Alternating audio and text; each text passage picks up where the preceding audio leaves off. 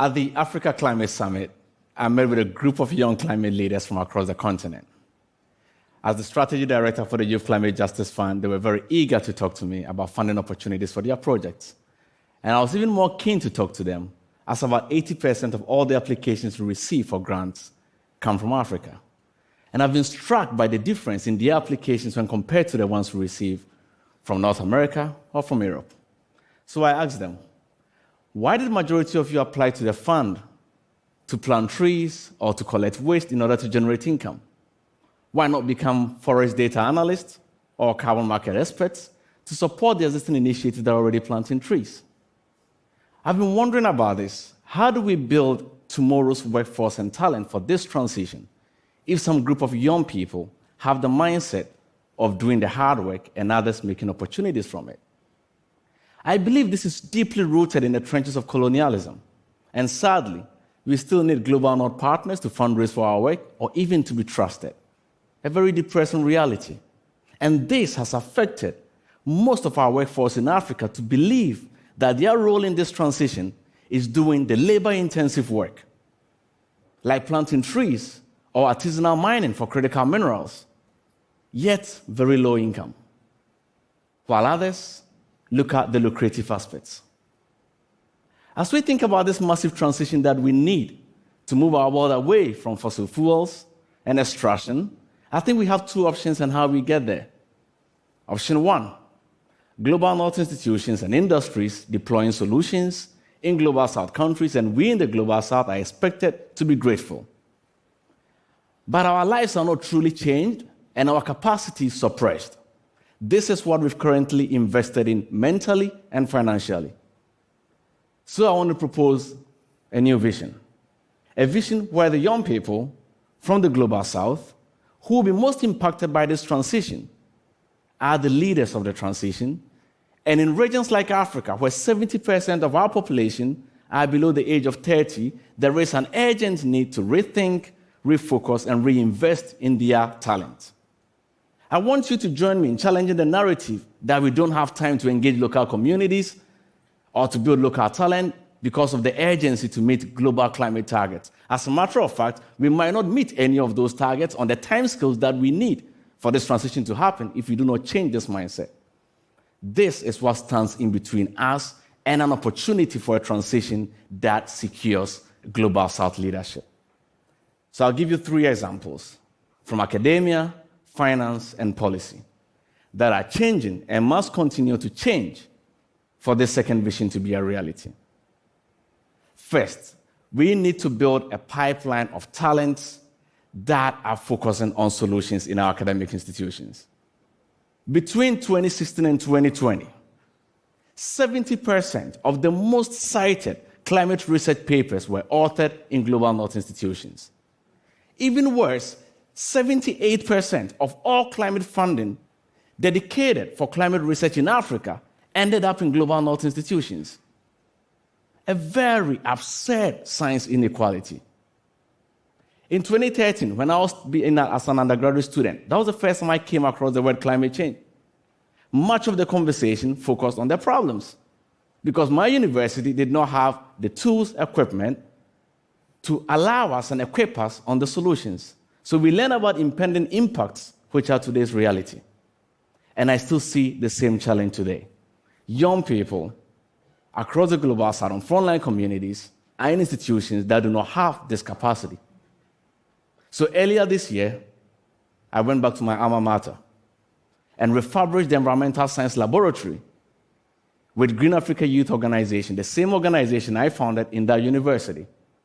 We are scaling this effort across 4 universities in Africa, introducing new programs, courses, and providing resources so that our students, tomorrow's workforce, can be leaders in current and emerging climate solutions, whether that be in methane reduction, carbon markets, or climate intervention. But the huge science inequality and the gap in Africa cannot be solved by this alone. We will need initiatives like this to scale all across the continent. Our researchers need to be the lead authors. Our universities need to hold the research funding. Finance.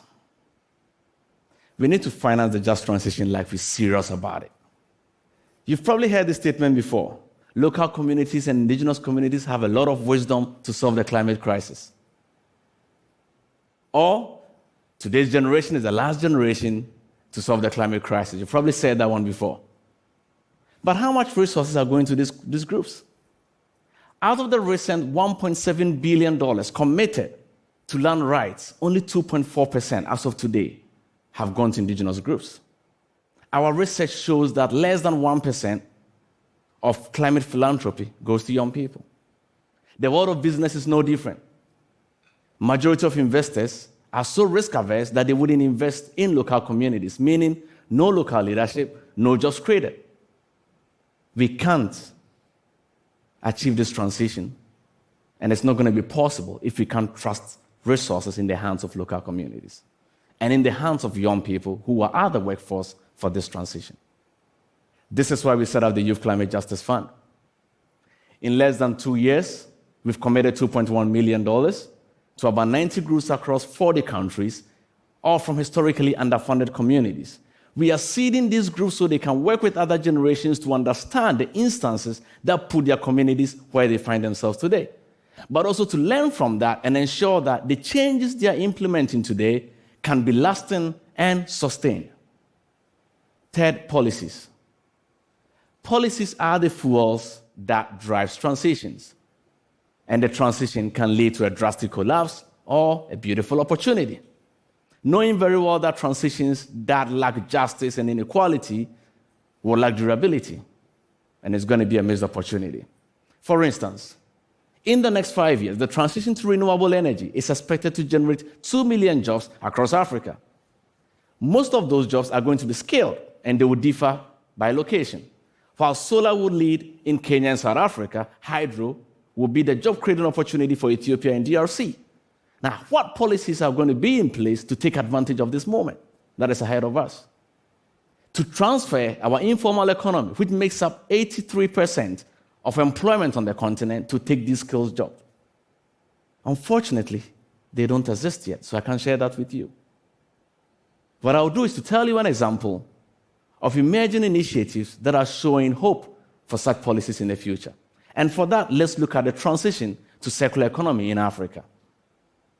In cities like Accra, Durban, Dar es Salaam, the transition has led informal waste workers who are most impacted by this transition, put them in policy-making situations with young people through a zero-waste initiative. And in Accra, this project have created numerous jobs, have reduced as much emission in a single municipality compared to a round-trip flight from Accra to London, and have been shortlisted for the Earthshot Prize. By doing this, the informal waste workers who will be most affected have secured themselves their local leadership and ownership, better and more sustainable income, social protection, and their inclusion in the formal economy. These cannot be isolated examples. This is what we need to take advantage of the opportunities for this transition. So when I look back at my conversation with the young people at the summit, I didn't leave that room with despair or a sense of hopelessness. Rather, I had a new resolve. I saw their desire to lead and the ambition to become more than the hands that plant trees. They wanted to be leaders of this transition. And in that moment, I realized that we actually know how to do this. Africa is a leader in this transition. We have the workforce, we have the talent, and we have the knowledge. And we know what is at stake. That if we do not engage our young people, we've already failed. So, as you are in this dilemma, this transition is our opportunity to make sure that the young people in Africa and across the global south are not workers in the field, but rather they can be forest data analysts. They can be engineers and innovators. They can be executive leaders in boardrooms, and they can be leaders on a global stage. Thank you.